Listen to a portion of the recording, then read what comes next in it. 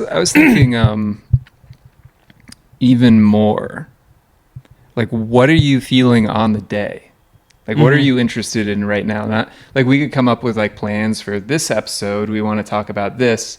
And then that day of, you might be like, I'm not as interested in that today. Yeah. You know? Yeah. Yeah. Or something might have happened to you during the day, or yeah, just random something that pops into your head that you'd like to talk about, I guess. Yeah. Let's start with that. I think this morning when we were texting about maybe playing tennis, we're both very slow. Very slow morning. Yep. Better now.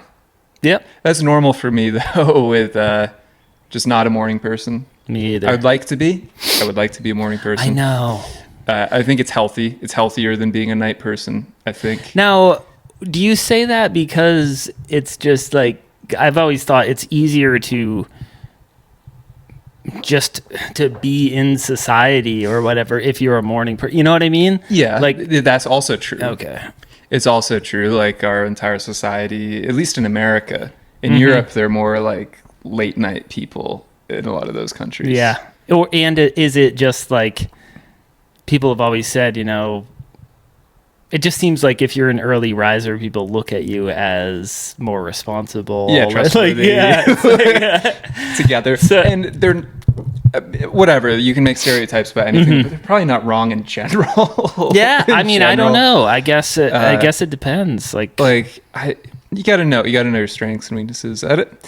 I think the healthy part to me, I associate with like the sun comes up, like being in harmony with nature. That's true. Is good. Yep. I think I've actually been getting up a little easier as come into spring and summer because the light kind of like wakes me up. Yep. Like I intentionally try not to block out my room or anything. What do you think of the idea though that like everyone has their own circadian rhythm and circadian and maybe you know, our ancestors or whatever, maybe I was the guy who like tended the fire, so you know what I mean? Yeah, like that. I've heard that. Not that I haven't heard that example with circadian rhythm, but with other things I've heard it. Yeah, so I've heard that theory that like maybe I don't know how, you know, I'm sure somebody could tell us some more about that, but right. It does seem interesting to me that some people seem to have a more natural tendency to be late risers, have more energy at night, and you know, kind of like if you were left to your own devices and you didn't have anything else to worry about. Yeah. Is it? Well, I can only speak from my perspective and what my experience. So being generally throughout my whole life somebody who doesn't get up easily in the morning, and having more energy later in the day. However, when I've like done overnight hiking and stuff where I'm in nature, I'm still kind of lazy getting up, but not as much. I do feel like I naturally will wake up earlier than I would otherwise, being like as the sun comes up and the birds start chirping, pissing you off, right? Yeah, and the air is fresher. Yeah, I feel like how well you're sleeping. It's health related, but I do take your point that there also seems to be some natural correlations between people who are more late night people and early people. Yeah, like more. I feel like more artists, creative people are, you know, often seen in society as maybe lazy and less productive in a lot of ways. They probably get up later. Yeah, not always. I'm sure there are many artists who get up early, just as one kind of, I don't know, stereotype version of archetype in society. Yeah, I've heard some people talk about it as like at night they feel more alive because they feel like the outside world's a little bit quieter. Things are more quiet around them. Maybe it has something to do with being more of an introvert versus being more of an extrovert. I like that something idea. That almost know? gets me thinking astrologically, as I always, Oh, yeah. you just tailed me into Yeah. astrology. Yeah. There's one line of thought in astrology where if you're born at night versus the day, your moon sign, like, and certain like planets actually take the highest impacts in your chart versus the sun. Like if you're born at night, then the moon is going to be more of your main influence, more than the sun. And it may be also just the night in general. Who knows? That's just a theory. Yeah. You might be more of a night person, but I also think, yeah, there's solitude at night. Things are, maybe I get like maybe a little overwhelmed by the being more of an introverted type person. The morning energy is like intense. Right. Or the feeling of like, oh shit, I have to do something. Yeah, or getting you know? rushed. I hate getting rushed. It's like the worst. There's probably I like taking my time. number of different pieces to it, maybe. Yeah, then there's just biology, like even like it just takes me a while to get going. Even when we play tennis, I'm always feel like it takes me a while to get into it. Yep. Get warmed up. Yeah, I mean, I feel like we talked about this in maybe another episode too, but I'm just always amazed with people who can just wake up and just boom, they're up and jump just out of energy, bed and they're like psyched. Exercise, and I'm like, fuck, I can't do anything. And I even tried last night to be like the morning, like as I've heard people say, like think about the morning in advance, like you're looking forward to it.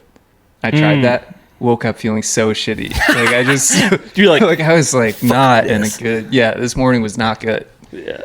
And maybe it's because it's rainy. I mean, the rainy mornings definitely. Well, was it even rainy? I mean, it was going to be a rainy day, but yeah. So I don't know. Like there is a part that's also kind of natural. We definitely have our natural characteristics. Yeah, I'm with you though. The same as you. Like I wish I was a morning person. It seems. Yeah, but I'm not sure exactly. I mean, I'm sure there's a couple of different reasons why. But to me, I'm back onto the more introverted, creative, this type of personality also, which I kind of associate myself with to a degree. Also depression, like these types of things, they kind of go together. Oftentimes. Yeah. I'm thinking of astrology too, like certain signs or psychological archetypes have those things, like they all go together. Like I think, like I'm a Capricorn, you're an Aquarius, those are both Saturn ruled signs, and Saturn can be kind of melancholy, kind of slow, introverted. Yeah, like that's the ruler of both our suns anyway. So who knows? It's an interesting topic. Was there another piece to that you were going to bring up when you mentioned kind of this morning moving slow? Yeah, we were talking about. I was going to say I got through it. Oh, and yeah. Also, that's part of me is just like it takes me a while to get going. But yeah, I think just reflecting on things, and I was actually when I showed up here, I was talking about like healthily not giving a shit about things. Yep. In like a healthy way, not like I don't care. Right. But like nothing matters. But right. Yeah. But really just just kind of taking it as it comes. And yeah, I mean, it's the classic kind of, maybe I'm reading Eckhart Tolle. Tolle right now. He has very simple teachings, and maybe I've been reflecting on that. Just, you can't control anything in your life. You can have visions of how things need to be or what you're trying to accomplish. But it's to me, it's almost the more important something is to you, the more difficult that makes that thing to happen. So, yeah, it's almost like there's a freeingness of being like, actually, I don't care if that thing happens or if this thing turns out that way. Yeah, for sure. Even if it never does. It seems like it would be a more peaceful way of living. Mm-hmm. Because, I mean, that causes a ton of stress if you're chasing a certain goal or an expectation, and then then you attach your happiness to that or worth or, very true. Your identity. Yeah. Yeah. I mean, that's all the ego stuff that Tolle. People pronounce his name differently. I don't know if anybody knows. He probably doesn't correct anybody because he doesn't care. But that's also what professional. I mean, maybe that's just the thing that they say, but it seems like musicians, actors, artists will tell people whenever they're asked, like, how should I go about this if I want to do this for for a living or whatever, and they're always just like, just do it because you want to do it, and if it happens, basically exactly what you just said. Just do it because that's what you love to do. And if it happens, it happens. That's almost in a way. That's something I've been reflecting on also. Like, on one side, this idea, like, follow your joy. Like, if you like doing something and you get something out of it, then do that thing. That can be a bit like, if that's your life guiding principle, just playing the devil's advocate at the same time. So wasn't that kind of selfish? Right? Like, what about all the stuff that nobody wants to do that needs to be done? Yeah. Or, obligations, responsibilities. It's like, yes, when those come, like, I'm trying to reconcile both those things. Like, yes, when those things that just have to be done, like, you gotta take the trash out, you gotta do basic things, take care of your health, whatever it is that you need to do. But at the same time, if you're not doing what you enjoy on a regular basis, if you're not having fun, you're not going to be of much use to anybody. You're not going to be a positive person to be around, for one thing. Yeah. Right? You're not going to do, like, the best job at whatever it is you're doing if you're not enjoying it. I don't think. Or if you are, it's going to be like, it's going to take a toll on you. Yeah, that is an interesting topic to get into, like what to do for a living, or just how to spend your time. Like, what's life about? Yeah. Right. This is a broad-based show, the Eternal Human Show. Yeah. I was just listening to I feel like it was a Vox video maybe about this topic. I don't remember the guy's name, but he had recently written a book about that topic, and kind of taking the opposite view of don't follow your passion or your joy into something into a profession, or or the way that you spend a majority of your time. His take on it was that you should it was all about helping others, so it was finding a cause, and preferably a cause that helps the most people or makes the most impact that you can find, and then find a way to find joy in doing that. Or that a lot of times, if it's meaningful, you will find joy in it by having an impact. Like, basically, pursue meaning and responsibility. Don't pursue happiness, joy. Well, I don't know what. To me, a word that I've thought about is fulfillment. But maybe that guy's saying, no, don't try to be fulfilled. Just do something that's helpful to people, and then once you're doing that, try to find a way to like it. That's what. Yeah, that was his. It sounds a little harsh. It sounds a little harsh. It's kind of right, but I see where he's coming from. Actually, yeah, I've been meditating recently, not to sound like, oh, look at me, whatever. I don't meditate. I go on like streaks of it, and then I won't do it. But I've done it a fair bit. Sure. Like you said, like, streaks what it is. Of it. Yeah. And there's different forms of meditation too, right? Yeah. What kind of form of meditation, or is there a specific place you go or thing you do when you meditate, or? It's kind of tailored to how I'm feeling at the time. I think like sometimes I might have an intention to let the thoughts go as they come up and try to find stillness. And then other times it might be like, no, I'm going to allow myself to kind of ponder something as like if I notice thoughts going up somewhere or something comes up, then I might delve into that and focus on it. It depends on that's interesting. what the day is, I guess. Or some blend in between. Maybe half the meditation's that, and then I'm like, okay, now I'm going to stop paying attention to thoughts. Yeah. I don't think I've ever done it with the intention of focusing on a thought or a idea, even if it comes up while I'm meditating. I think I always have done it in the past for mental health reasons. So it was always to try to quiet my mind. Yeah, like thoughts, ignoring the thoughts. Not necessarily.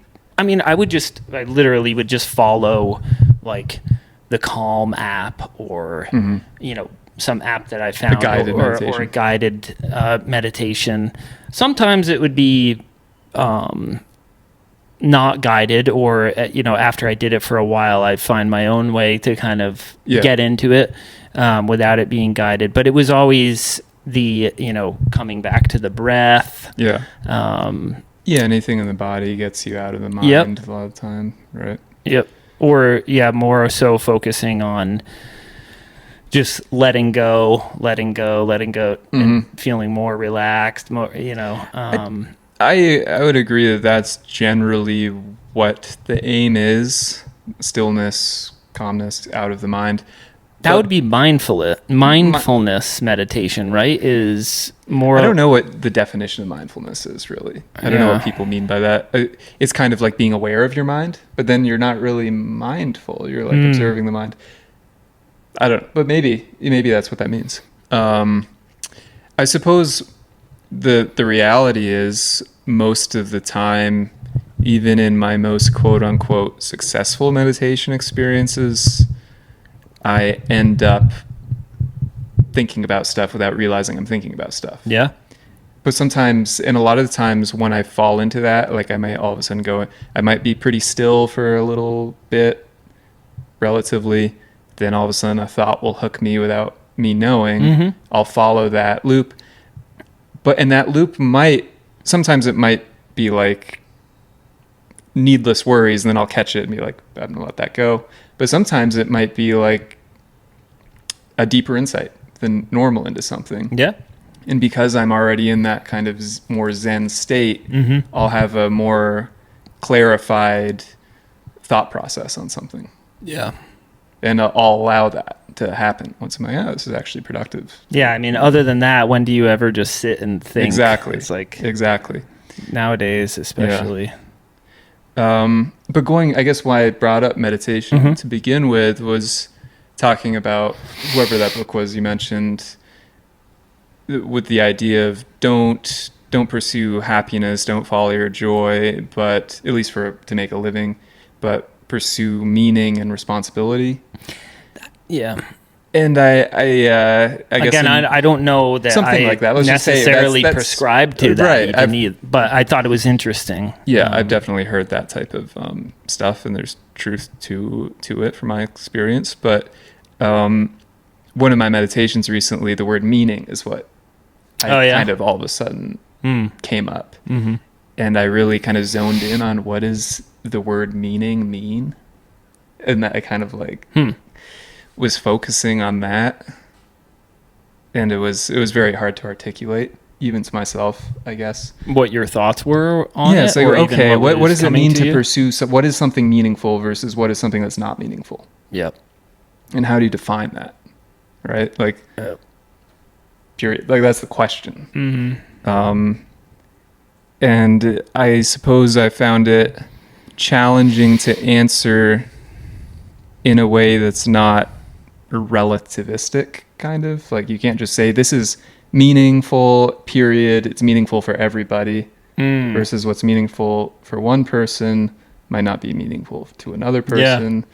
And I even then to really confuse myself and whoever's listening, the idea that meaning really doesn't exist is kind of one of the conclusions that I came to.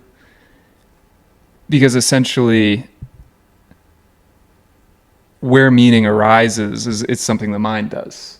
The mind labels things. It gives things definitions, meanings. And it like looks for patterns in things and says this is different from that, and that's different from this, and this is how that works with this, and that's how this is different from that. And that's what the mind does, and that's where we get our meanings. But as soon as you're aware of the mind doing that, the first thing that happens is the mind says, you and the world are like different. Like you, the perceiver of what you're perceiving, and the things that are being perceived, and split up into all these different meanings. The first thing that happens is that there's a perceiver and something being perceived. And is that true? And I kind of came to the conclusion that technically not so much.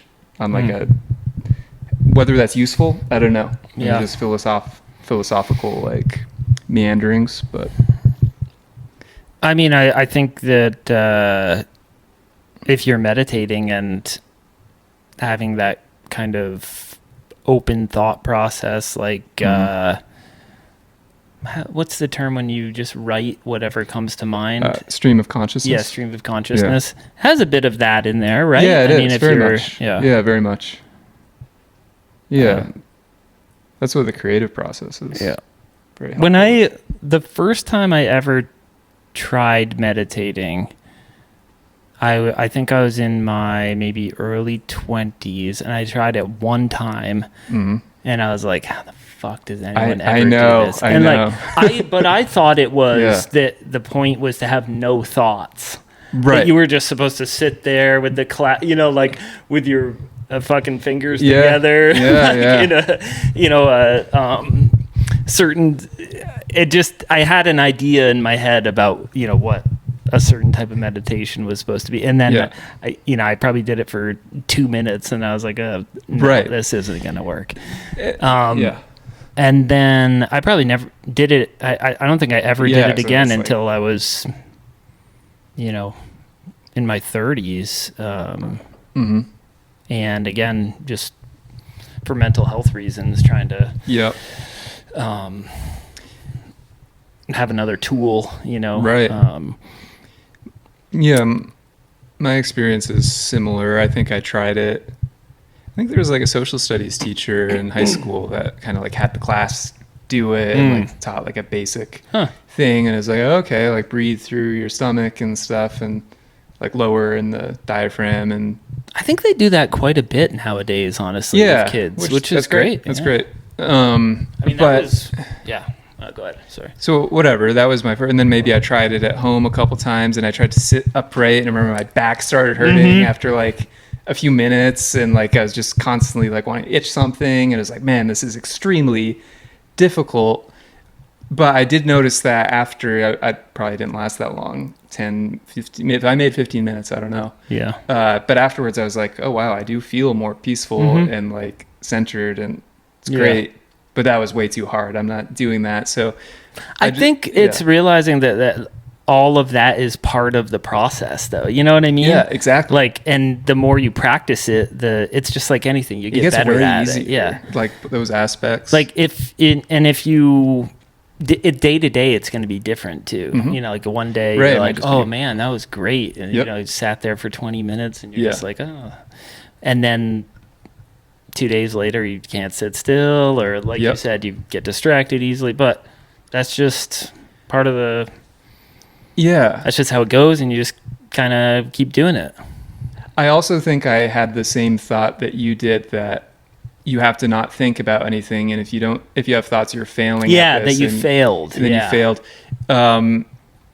And depending on who you ask, like, what's the purpose of meditation? There's no definitive answer that anybody would give, probably, but I'm sure some people would. But some traditions I know will be like, I don't know, there's a story of the Zen master telling the student to go meditate until you have no thoughts.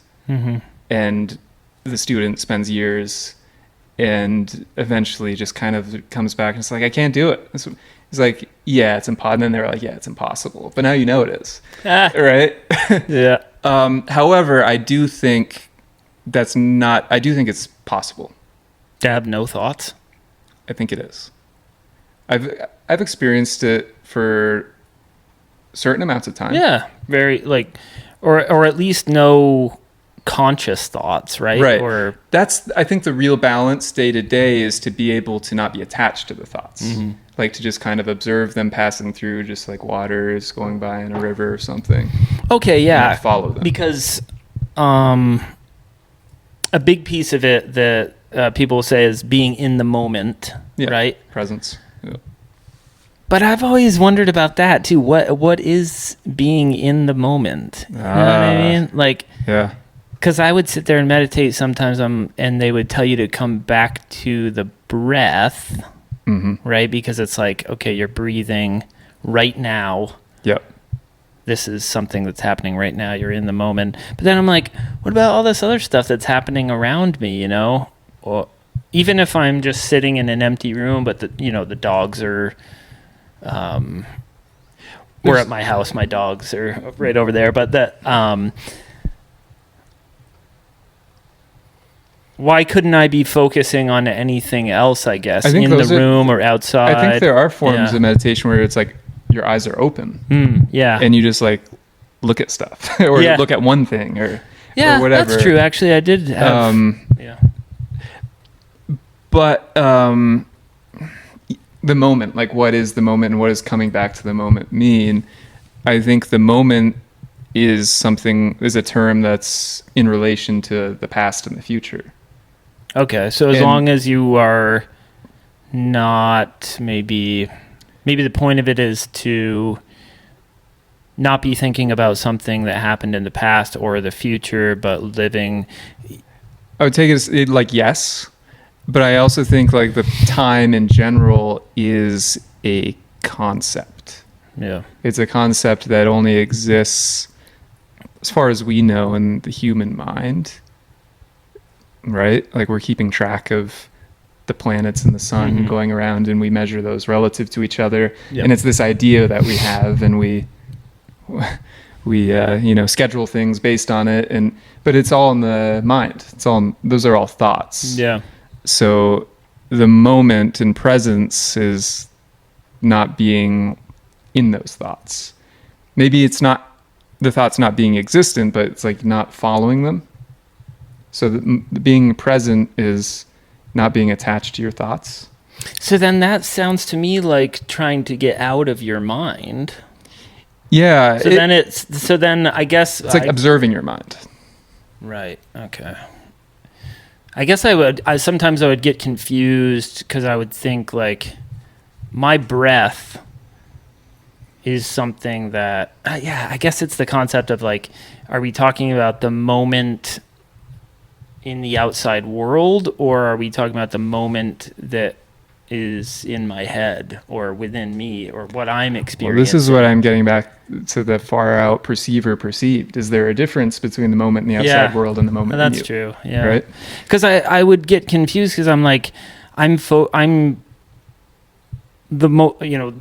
of the time when I would meditate, it would be based on bringing myself back to my breath. Yeah. But I'm like, I feel like I'm only experiencing my breath, and it's not happening outside of myself.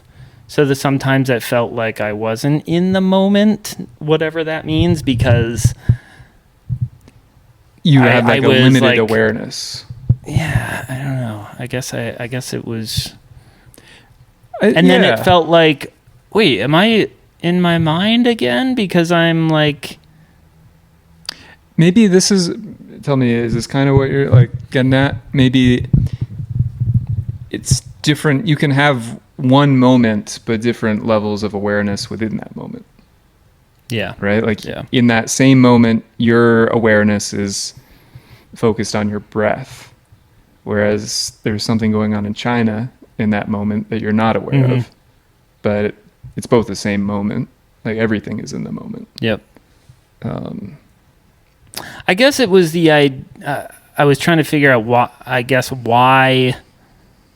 the need or the want to focus on presence and the now. Mm-hmm.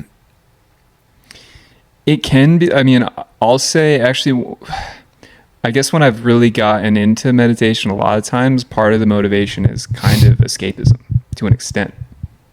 Like, it's like, I'm not liking whatever I'm thinking about, feeling, Mm-hmm. experiencing. It's like, oh, I could just kind of turn that off. Yeah. And that's much better. Right. Right. Yeah. You know, like, and that can be, yeah, sometimes. If you yeah, absolutely. If you're able to. Yeah. If you had that ability to Just like quickly, yeah, I mean. And yeah, I think the simple definition of the moment is just you are not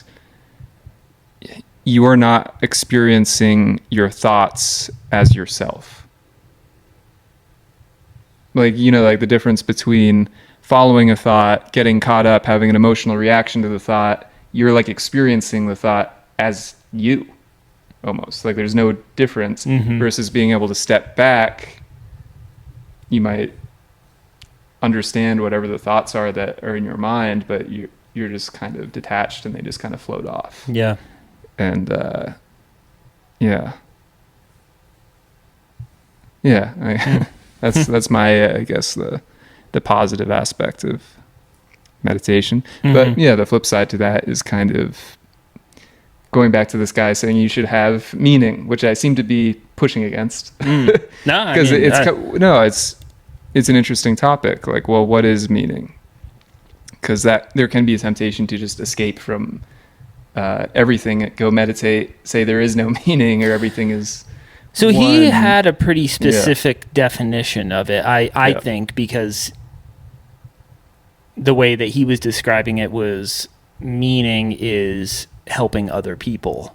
So it was like, or maybe he didn't even define it as meaning, but it was like a purposeful existence. Purpose and meaning. Yeah, and the purpose being defined as helpful to society or other people. So I think he had a pretty specific definition of that. But you could assign your own meaning to, or your own definition of meaning in any way you wanted to, right? I was kind of going there. Yeah. Well, how do you define helpful? Right. How do you define something that's helpful to somebody else? Yeah. And what are the things that we as a society and as individuals deem to be valuable, productive, and helpful? Which is somebody who, you know, growing up, I've always been more of like an idealist, unrealistic, creative, you know, somebody who's not the most practical oftentimes with things because it's whatever. That's my disposition, I guess. And a lot of those things that I value, society will be like, well, that doesn't pay the bills. Yeah. Or that has no physical impact. Right. So it doesn't have meaning. It doesn't have purpose. Or I've often thought of the person who is seeking that purpose or meaning outside of themselves or their family, their immediate community. They want to help, want to try to save the world. Yeah, the Messiah complex or whatever. Make some kind of big impact on the world, whether even, through music or whatever it is. Yeah. But then they're like abusing their spouse or like completely ignoring their kids or something. It's like, how much pain did you cause that's going to reverberate into, everyone else around you while you're trying to save everybody. And is that then the term for the greater good? And or are you even trying to save everybody? Are you just trying to? Is it all driven by ego? Yeah, like virtue signaling, whatever, or escaping your own issues. It can be like, trying to like putting all your attention on helping other people and ignoring your own issues. Mm-hmm. And meditation is one of those things where you confront your issues. Yeah. Like you just have to. If like you leave if you stop paying attention to everything else except for just like sitting there, whether you're trying to not pay attention to your thoughts or whether you are, Mm-hmm. and you just like get rid of all the sense, like your issues are going to come up and you have to like deal with them if you do that. So I think that's probably when I haven't meditated, when I go on streaks of not meditating, it's like I don't want to do that. You know, it's like, oh, I don't want to deal with that. I guess along those same lines of having an impact or defining meaning, purpose for yourself, or how much impact could you have without anyone else ever noticing it? You know what I mean? Like, if you just, I guess not in the sense of like, oh, you could donate money, you know, and anonymously. Right. I'm not talking about that, but I mean, like, if you just live a really boring life, but you like are always super nice to people and just like pouring out love and take care of everyone around you and that kind of stuff, like you could have a huge impact. You might have a huge impact on the world, and you wouldn't can't know trace it back to you. Exactly. That, you know what I mean? Said you complimented this one person that you kind of knew this way, that inspired them to really embrace a certain life path, or like set the first domino in motion, and then they did this and saved a country somewhere. Like, you know, like, came back to that. It's hard. You can't quantify these things. And how could, I guess that's my, one of my main things, and maybe because I've been meditating much, I'm just like, nothing, language doesn't mean anything. All these things we say, like impact. What does impact mean? Meaning. What does meaning mean? Like, what are these things we're trying to do? And I don't know. It all comes back down to how you define things, I guess. Yeah. And yeah, I guess it's an interesting question. What's the most impact somebody could have without doing anything? There's this guy, he's not alive anymore, who's kind of like Eckhart Tolle, another kind of spiritual teacher, who's pretty well known. He was a psychotherapist of some kind. Then he had a spiritual awakening. David Hawkins was his name. And I remember him saying, and he would like talk about the levels of consciousness that people have. And he would be like, some like monks in the Himalayas just meditate all day in a cave. And their level of consciousness on kind of whatever that level of reality is actually helping the whole world. It's like raising everybody's calibration in a certain way. Where if you don't believe in that type of spirituality, you just be like, no, they're just wasting their time in a cave. Right? Yeah. So it's, what do we deem valuable, and what is impactful, versus somebody else donates millions to, I don't know, give like clean water to somebody, some like country that's poor somewhere. And but maybe they're an asshole. Like, I don't know. Or maybe they spend their money on other things that are having a net, like what's their like net positive, right? Or you could do both. It'd be cool. You'd be a good person and do good things that are practical and helpful in a physical way. That's great. To me, as far as trying to figure out what to pursue in life, what I don't like, I guess, about your version of what the guy said, whatever, we can straw man, whatever it is, just for the sake of the conversation, but to be like, don't follow what you like, don't follow your joy or your passion, but just figure out something that has the most practical value to people and follow that like that. What I don't like about that the most is you don't look at yourself at all. You know, like who you are doesn't matter as an individual. Like, I think from my experience, people have natural strengths and weaknesses, right? So if I were to figure out this isn't the case, but let's say the most important thing or thing of value I could do is learn how to fix people's cars. Like people have car problems all the time. I could give everybody deals and like fix everybody's car. I'm terrible at mechanical things. But let's say, but that's the thing that I saw as most value, but I'm terrible at it. I'm not like I'm sure if I put all my time into it, I could get all right. Improve at it. Yeah. I would be like decent, maybe, maybe probably not even that. Right. So I think well, I guess, yeah, go ahead. Sorry. I mean, that's the main like point there is you have to figure out what your gifts are, what you're predisposed to. And generally, that's true. Because if you try to do something and then you're fucking it up, you just ruin everything. You're like, this is the most important thing to do for everybody. It's like, yeah, but you suck at it. Yeah, that's true. That's true. So, and hopefully, if you're good at something, you like it. And it's not always the case. Yeah. Right. You'll find some level of joy.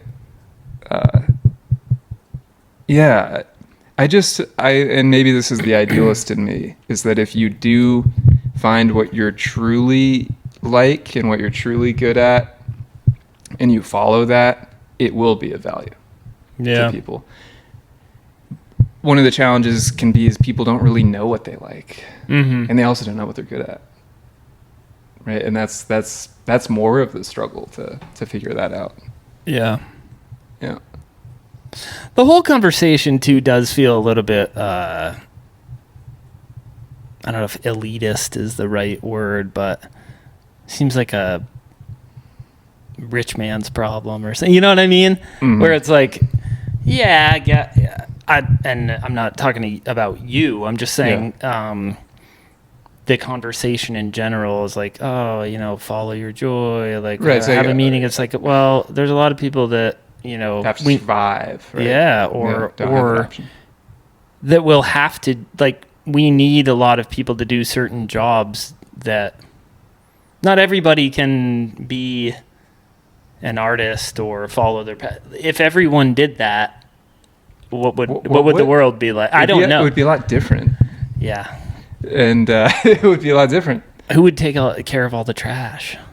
Maybe we would have less trash. I don't know. Right? Like, again, like that's a question that if you follow it, we'd have a radically different. And I'm definitely not knocking like garbage, the garbage man or whatever. No, from a practical standpoint, like everybody should be garbage man. I guess. Yeah. Like we probably don't have enough. I think what I was thinking of is somebody brought it up with the discussion about, like, if there was a secret UFO base or like a secret government facility, is like, where's all the garbage? And they're like, wait, what do you mean? And they're like, well, how do they dispose of all the they're gonna have to, if you had thousands of people working on this thing, like, there should be garbage trucks coming in and out of there, like, all that. That's a very, I love that. Yeah, I love practical holes to poke in conspiracy theories. Yeah. Or possible areas of inquiry. Yeah. I'm sure you could come up with, maybe they just incinerate it all. Right.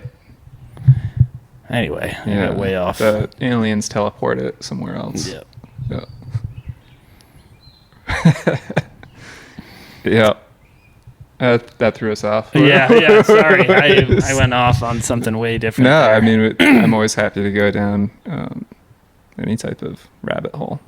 It's funny because we definitely. Oh, it's the trash. Where like the trash people are important. Yes. On a practical value. Yeah. Yeah. Yeah, and then I was saying that if everyone just followed their passion. I don't know. What would it be? Like, actually. What would we have, I guess? Another thing I was thinking of is the archetype or the reality, if you are a fundamentalist, of the Garden of Eden. And what was, that was paradise, right? Mm-hmm. In the Bible. And what was going on there? Like if we were in the Garden of Eden, pretty much you take a lot of naps, you eat fruit, the weather is perfect, like you don't wear clothes, you just whatever. You don't need food or shelter. Everything's just like, you play with the animals because they don't attack you. Nothing like is poisonous. You have sex. I don't know, play games. Yeah. That's basically your whole life, right? It's pretty simple. Yeah. Is like, I think isn't that like paradise? Isn't that what most people want? Is that, I feel like that's something, to me, it seems like something different than everyone following their passion necessarily. Well, what are most people's passions? Like, what's my passion? What's your passion? Like, what do I actually enjoy? That's what's tough. Like, do people really know what they want? I guess I was thinking about you maybe in your music, if you were all the different tools and equipment that, you know, are necessary for you to be able to perform that or bring it to the world or practice, even like somebody had to make all that stuff, right? Or even tennis, right? We both play tennis. I've thought about that. It's like, yeah, what if we were just in the jungle, but everything was taken care of, like we were cool, but no modern technology, no tennis rackets, there's nobody to string your racket, no tennis balls, no.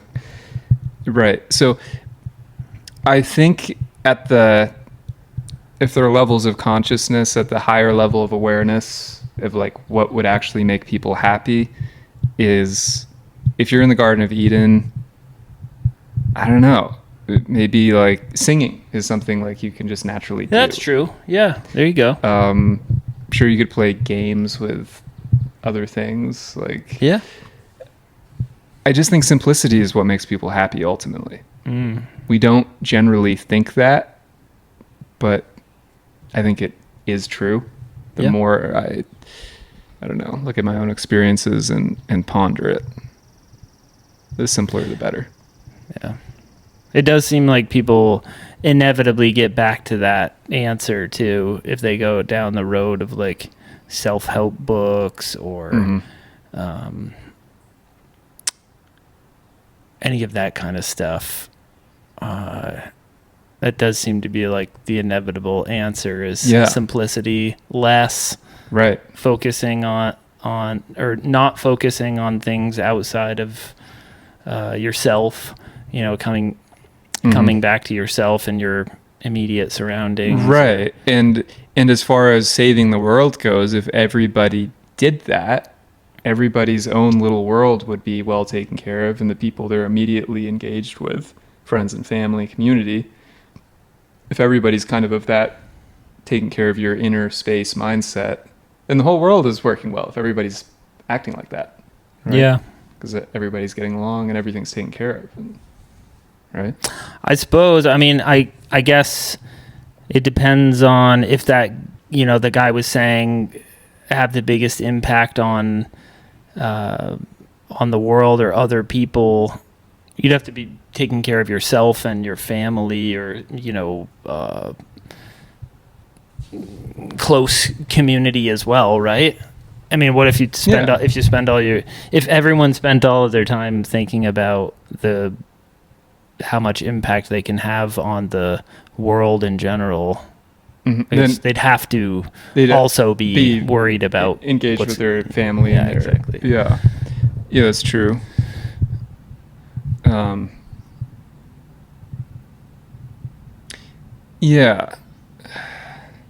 Trying to think. Yeah, there's if everybody's focused on their own internal being and their own like personal lives, like the world is made up of people, you know. So if everybody's doing that, yeah. But I know what I was thinking. Technology, essentially, right? Like if everybody's just kind of simplifying and everybody is desiring less and wanting less, probably nobody's inventing the next, you know, cool thing, like technologically speaking, or advancing medicine, or right. But yeah, technology is a funny one because a lot of the times it's technology that fixes problems that other technologies created, or other things that we already could do. I don't know. Or it's like the washing machine. wow, now we don't have to spend time washing clothes, so I can spend more time at work or doing the other. It's okay, but back in the day, you know, and everybody was just like in agrarian communities, you had time to wash the clothes, and you would just like talk with your friends and family doing that. Yeah. You know, so is it really an advancement? It's about what we value, I guess. Yeah. Yeah.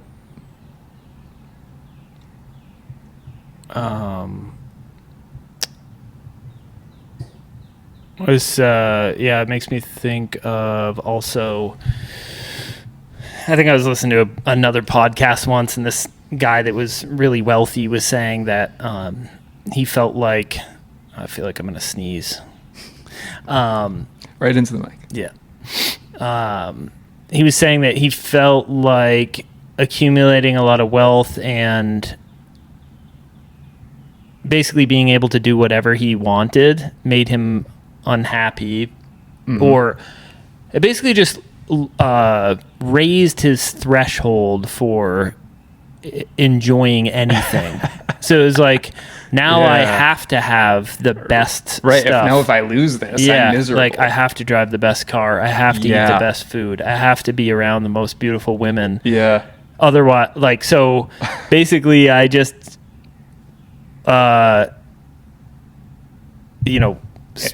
lowered my options for happiness. Right. Right. And probably raised your stress levels about losing all the things you have. Yeah. Because then you're He's like, I can't find any joy in simple things anymore. Because like, I was like, that's an interesting idea. Yeah. It's like everything you acquire is right bringing you further away from happiness. Maybe. Well, I think that's or at least not maybe not bring you further away from happiness, but just making it more difficult to experience happiness in a sense. Or the more material comforts you have access to, the more difficult discomfort becomes. Or like, okay, air conditioning. We were talking about air conditioning. We're in Vermont, so it's only a small time of the year where it's hot. But I know people who like grew up with air conditioning. They have it now. They like need it on a hot day. Yeah, they're miserable in the humidity. Where I like didn't grow up with it. I don't need it. I don't care if it's 100 degrees. I'll deal with it. I have a fan. So it's like, but I feel like if I started using AC all the time, those 100-degree days, and be like, man, I need that air conditioning. I wouldn't be able to deal with it as well. That we're so good at adapting to things and then taking those things for granted. Yep. That it's just like, you're like, man, I really want that thing, and then you get it, and then you never think about it after you or like. Yep. So it's very true. That's a good point. And I also think impulsiveness. But if you lost it, you'd feel it. Right. You know what I mean? I think this is another kind of, Eckhart Tolle teaching, well, probably Buddhist teaching in general or whatever, religious teaching in general, is material things and getting those things attached to your identity. And also seeking fulfillment and happiness and things through possessions. That's a problem. Yep. But it goes beyond possessions too, I think. It's like sure. It can also be anything external. It could be like a relationship with somebody, or or a level of fame, or a level of a goal. A position at your job, or a or even like hiking mountains.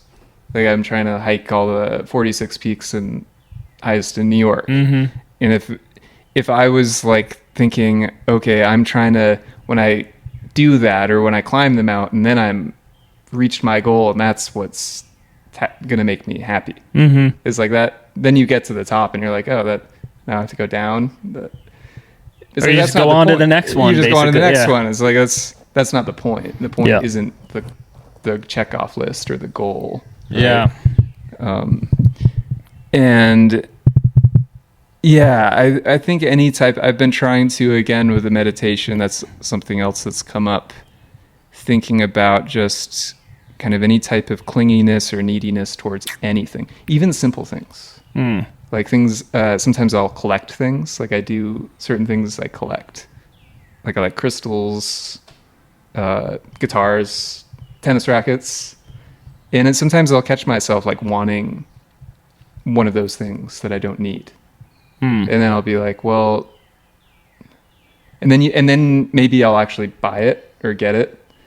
And then I'll, whatever, and then it'll just go in my closet or something. Like I was excited to get it, and then maybe it's cool for a little bit, and then I forget I have it eventually.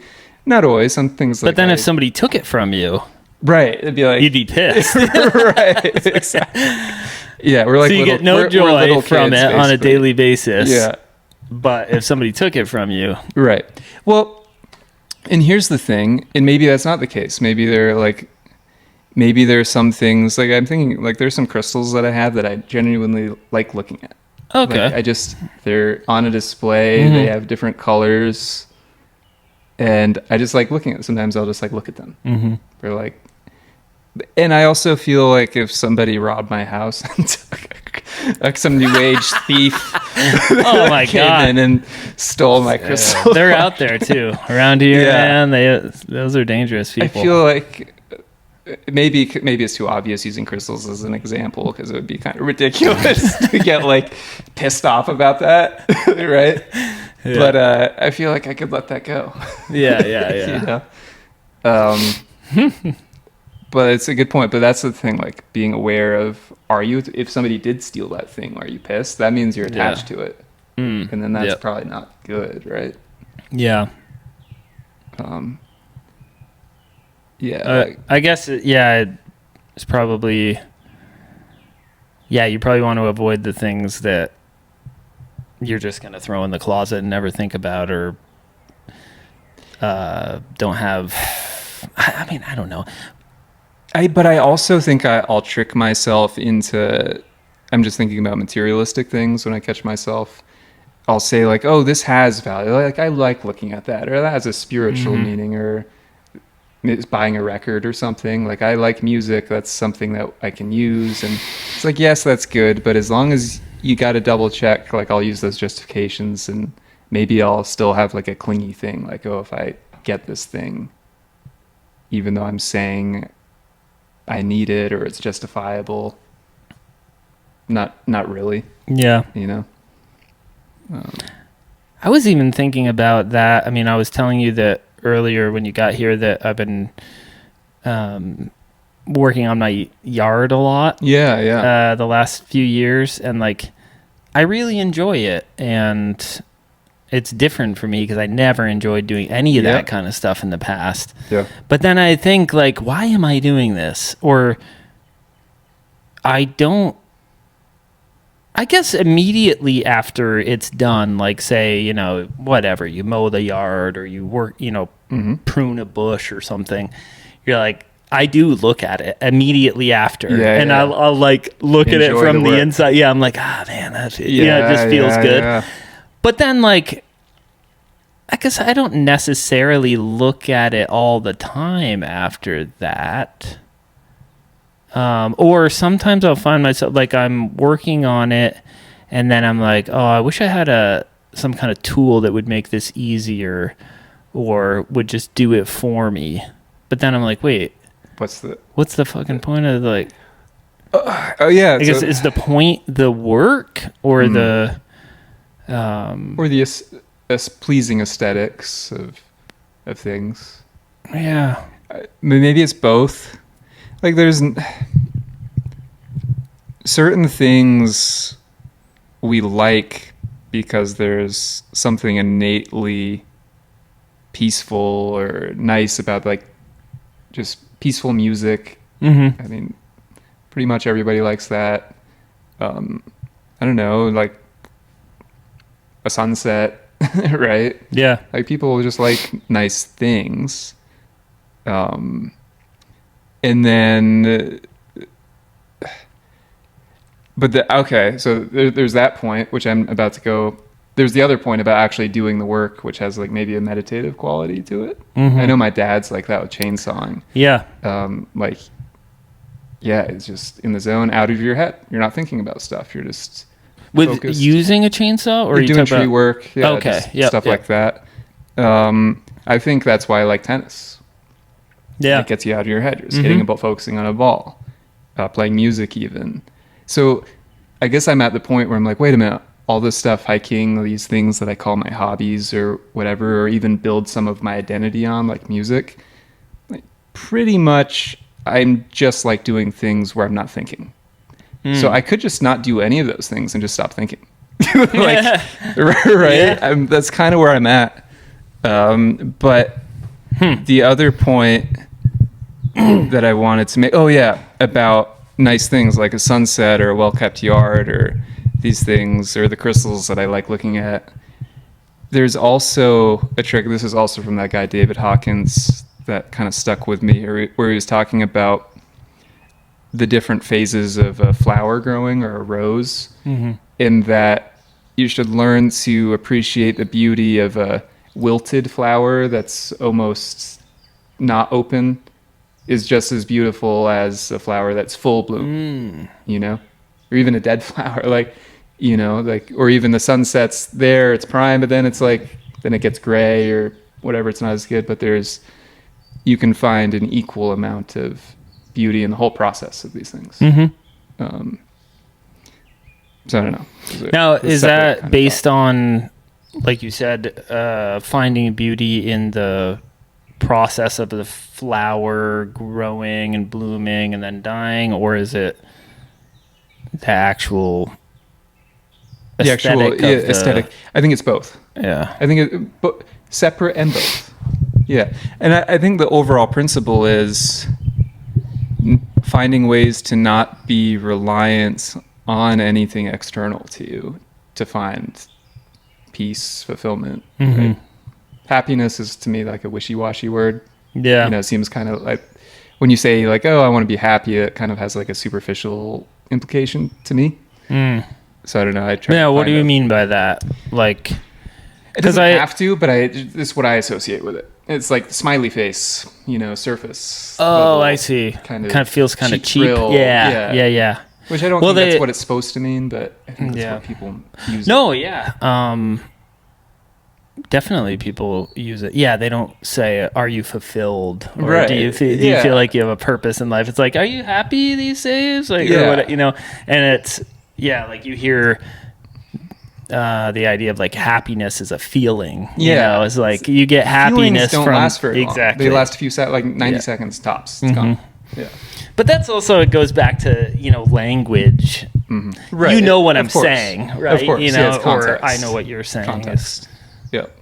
But yeah, it's like essentially all of this stuff we're circling around is finding ways to find true happiness or fulfillment or peace without like, okay, like I got to go play tennis or to feel like, oh, now I feel good, or got to go trim the yard. I mean, if you like doing that, there's nothing wrong with it. Right.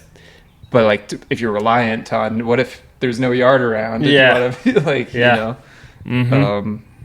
So, and I think, on my little meditation streak I'm just like, oh, I can just kind of sit here and feel that way. You know? But then I guess I'm not really finding meaning for people in the world, right? Yeah. I'm not doing anything. You said like, is that selfish? Yeah, is that selfish? Navel gazing is kind of like the... What do you mean by navel gazing? That's kind of like a derogatory term that people will use towards spirituality, I find. Like, you're just... Or even like a more legitimate term or criticism of... I don't know. Literally, what is it? What? I think you're like looking at yourself. Like you're like looking at your belly button. I don't know. It doesn't even really make that much sense. No, I hadn't heard that term before, so I was like, I just wanted to. But actually, have you heard of the term like solipsism? I don't think so. It's like soul, like the sun, and it's pretty much a worldview where people just think the world revolves around them, or they live their life as if they're the most important thing in their life. They come first. I think that's kind of my interpretation of solipsism. Yeah, it's basically just self-centeredness. Yeah, but with a kind of moral sticker on it, like that's the right way to be. Yeah, and I think a lot of spirituality can kind of be that way. So I don't know. That's something I'm pondering. Like, okay, well, if all of my, well, maybe here's the balance. I'm thinking this out as we speak. Like, the balance is, if you can find fulfillment and peace that's not dependent on anything that happens to you or any activity that you have to do to get there, other than just not thinking for a little bit, meditation, or even, I mean, a lot of people who are like meditation masters, or I don't know, spiritual teachers, like Eckhart Tolle, I feel like he just walks around in a meditative state. He's just like talking to people and he's completely zenned out. Versus I would have to sit there and like close my eyes for like 30 minutes, where he's just there and he can also have a conversation. I feel like if you can get to that place more or less consistently, then you're set, you're taken care of. So if you're going to take action in the world, the only thing that's left for you to do is to do something useful for other people. Because you're not going to be trying to manipulate people to serve some of your interests, because you don't have any, right? Really, other than just like basic things you need to survive, I guess. Yeah. Maybe that's the balance. That's what we should be aiming at. Maybe. Yeah. I was thinking about, actually, I had an idea for a guest, this guy that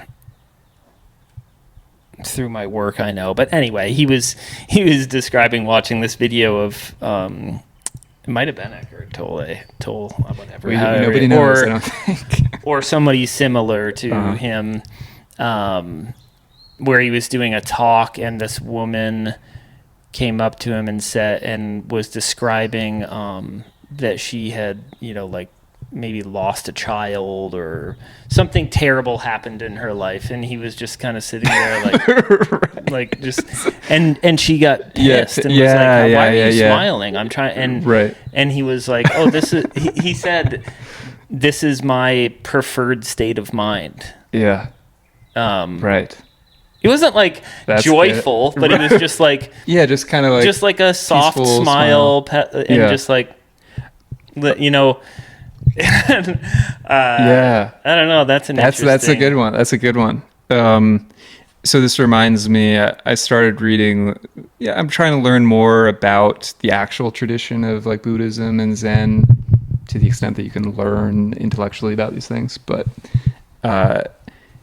there's something called the Heart Sutra, at least is it Mahayana Buddhism, probably butchering that. I was reading about, and the essence of the Heart Sutra is to have emptiness in your heart.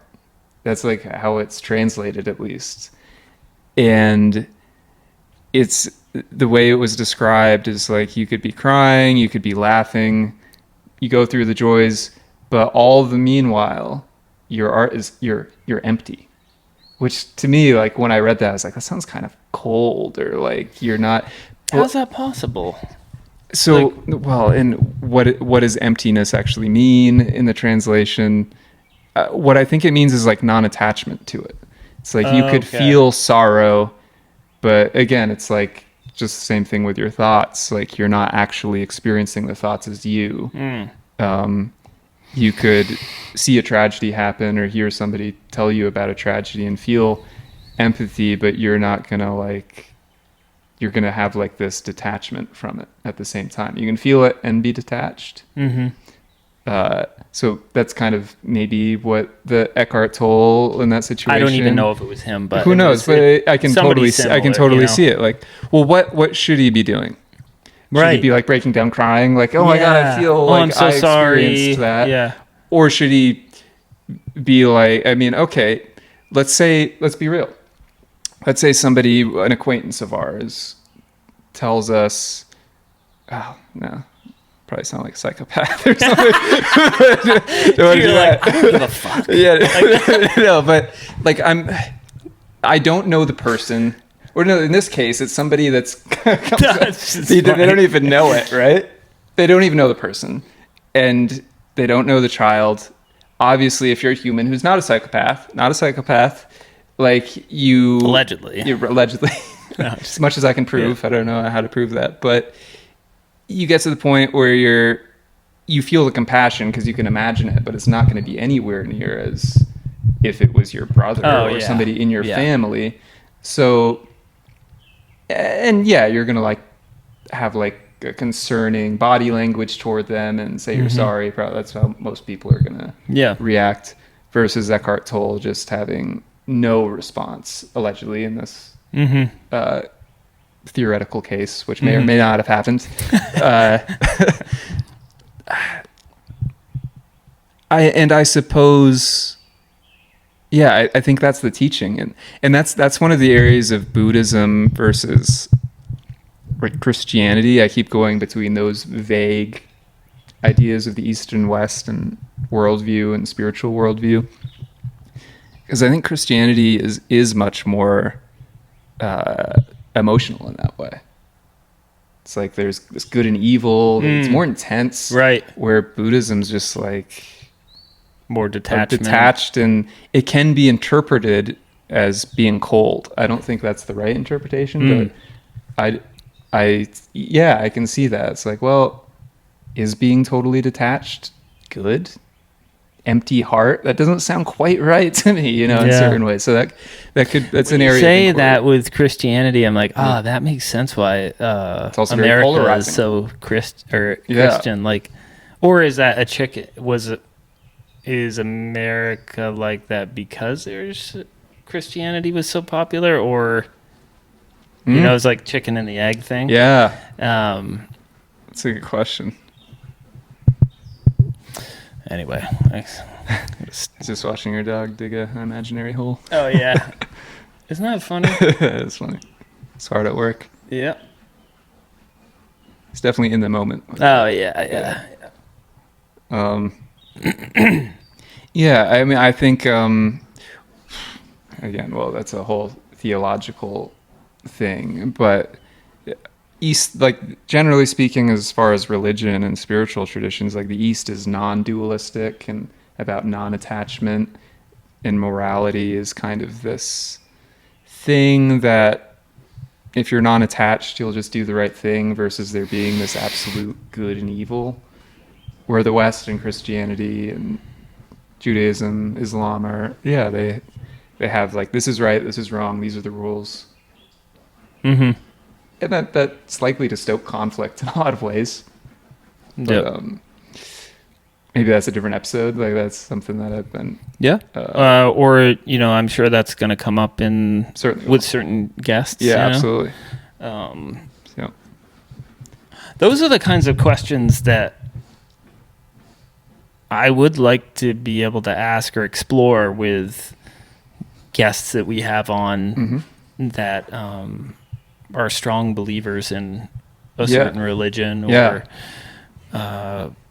what, way of life or way of thinking. I think I've said, like, I would love to just be in a tradition that's set and like I agree with it and there's a community around it, but I always just like piss off parts of every one of those things, it seems, or I don't fully understand them enough. I mean, that's for sure, but you can definitely see I can realize I don't know, I feel like whatever I say is going to sound like condescending or something, but great.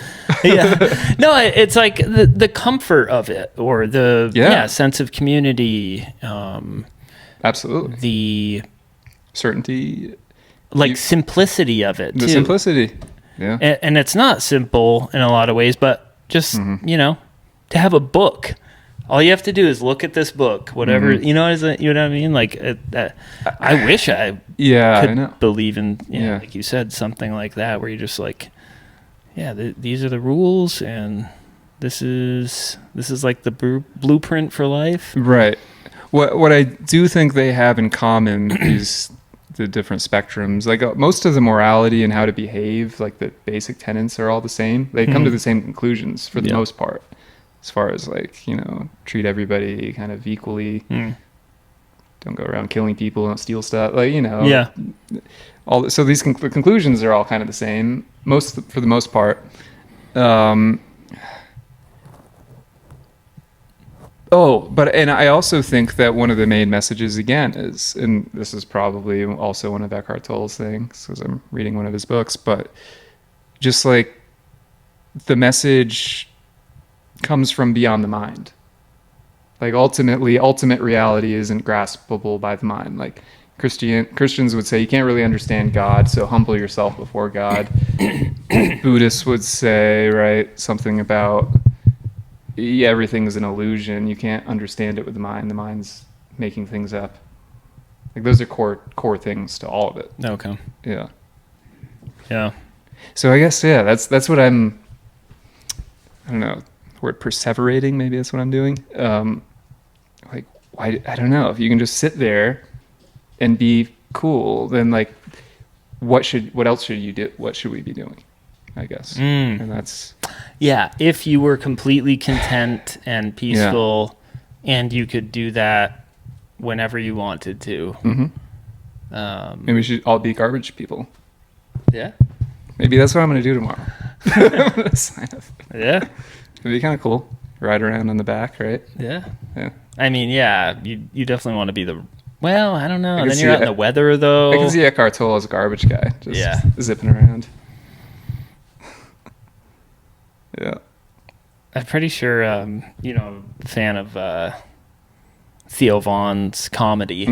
I'm pretty sure he had a garbage person. Like he'll have guests on his podcast, or it's just like, my guest today is a garbage person, or I don't even know what. Sure, like, that's probably is that the way to? How do you refer to a person who? I'm sure there is an official term. There is a term. I forget what it is. Waste elimination specialist or something. Something like that. But or a embalmer or something. I think he had on, or it's wild. Bringing up Theo Vaughn actually makes me think of drugs. Oh yeah. But and thinking about going back to meditation, and again, like as a teenager trying it very hard, and really I think it wasn't until after the first time I had done mushrooms that maybe shortly after that I went back to meditation, and it was like, I think I get this a bit more now. There are definitely other things, other just spiritual inquiries and books and teachers I've listened to, but doing mushrooms, and I've only done mushrooms a handful of times, but that basically like forces you into a meditative state. This is my experience with it. Okay. Like and if you don't like that, being forced into a meditative state, it could be not so pleasant. But now, when you say forced into a meditative state, like because we were saying what is meditation, was it a successful meditative state or a state of like you're forced to figure out how to meditate? You know what I mean? Well, I think if you resist that, whatever it is, when you take it, it kind of like pulls your focus and perspective of reality into a certain place.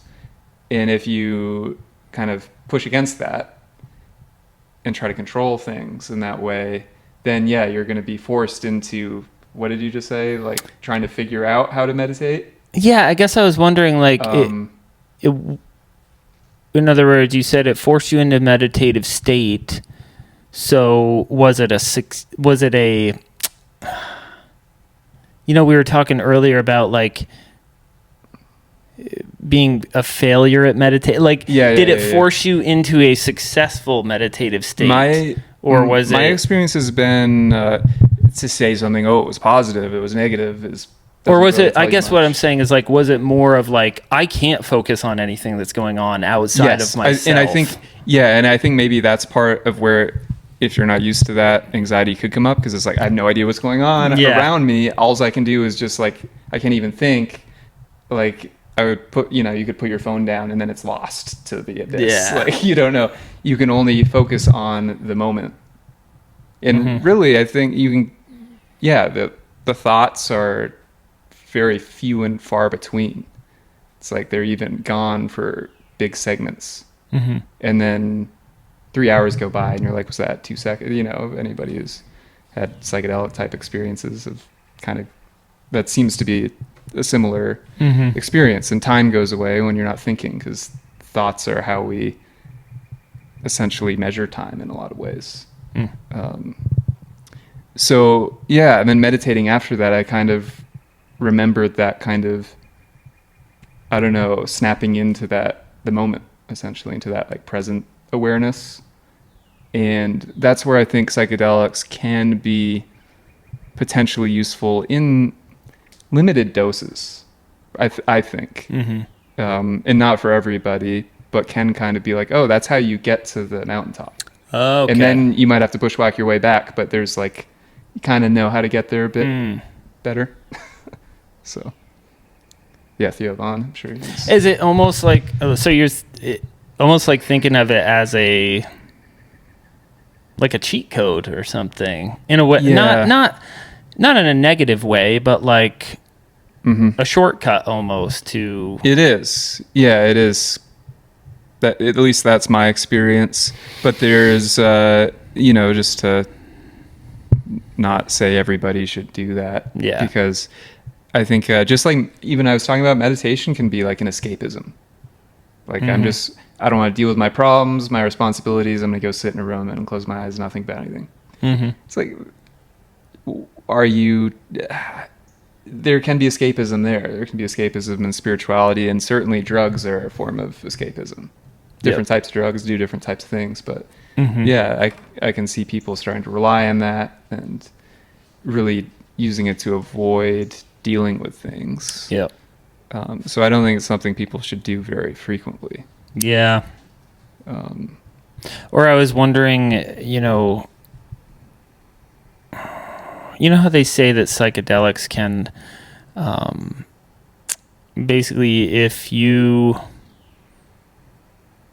have a predisposition to something like schizophrenia or that's true. or like, if you basically, they're saying like, if you're gonna have a mental break at 28 or something, you can guarantee it now. Yeah, like you're gonna have it at 24 if you, but yep. Yeah, I know we've talked about like weed edibles. Yeah. Those, on the other hand, that's like the worst meditation for me ever. With a few times I've kind of unwittingly done that. Seems like every time has been unwittingly doing that. And that's not good. Just like 2 or 3 times, but it's never been. There've been maybe whatever. There's been a couple where it's like, okay, I was kind of chill, but there've been a couple that were complete schizo. Yeah. And mushrooms seem just much more grounded from my experience. But yeah, there's something about the meditative experience. Actually, I listened to a podcast with, maybe was it Jack Kornfield? Some like well-known meditation guru. And it might not have been him, but somebody like him was talking about, even in their whatever groups that they do and seminars, that certain people shouldn't meditate. Really? They think like there's certain people that actually it's the same thing with psychedelics. I've heard that too. I think something about people who might be inclined towards schizophrenia or that type of mental illness, to me, is it's usually the mind being totally out of control and usually paranoid. Usually you're kind of like locked in yourself. You're locked in yourself and your thoughts, and whatever the thoughts say you believe, or something like that. I mean, I'm sure there's that I've heard that too. And or even people with severe anxiety or panic attacks or things like that. Like they say that sometimes you should be careful with Right. practices like that, because a lot of times you need something to snap you out of whatever's going on inside yourself. Mm-hmm. So you have to like grab something or smell something Right. or whatever. So it's kind of I guess I just assume like whatever my experience was when my cousin gave me a a Rice Krispie weed edible that was ridiculous and I just ate the whole thing. Mhm. I assume that's kind of what schizophrenia is. Like whatever I experienced with that. And it was like racing thoughts, whatever, like paranoid thoughts, thinking that it's real. Okay. Like it's almost like it magnifies, like you have like a slight paranoid thought now, then you forget about it. In that state, it just becomes your reality all of a sudden. And yeah, so people who are already experiencing that in their day-to-day life, that's going to be magnified. And again, it does kind of, or even people who just experience anxiety, well, everybody has an ego and a need to like control their environment and their life. And if you take this thing and all of a sudden it completely makes you unaware of things that you're normally aware of against your will, seemingly, and you fight that, that's going to be oftentimes unpleasant for people. Yep. So yeah, that's PSA on don't do drugs Right. unless in Yeah. certain circumstances and if you're the right person and for the right reasons, I think. Yeah. Yeah, for sure. Yeah. This whole thing started with the idea of just thinking about something that happened to you the day of, right? Is Well, that? I think we were talking about this morning, just like we Yeah. both like were texting. Oh, that's like, right. Yep. Yeah, both waking up slow. Not we're not morning people. We're not Yeah. morning people, and you should do mushrooms. where we ended up. Oh boy. First thing in the morning. Yeah. Yeah. That's yeah. the solution too. Should see how long we've been doing. An hour 33. It's a good number, mystically. Yeah. Do you want to call it there, or would you want to talk about something else, or what were you thinking when you said an hour 33? Like that's a good number of like that's a good length. I think it is a good length. Yeah, But discuss or- I guess what we could do is try to wrap up the ground we covered to the extent we can even remember. Oh Like, boy. or what did we pull out? Did we discover anything? Okay. I feel like we were trying to answer some questions. And that's it, ladies and gentlemen. And that's the show. Thanks for tuning in, the Eternal Human Show. We don't know anything about anything. See you next time. Next time.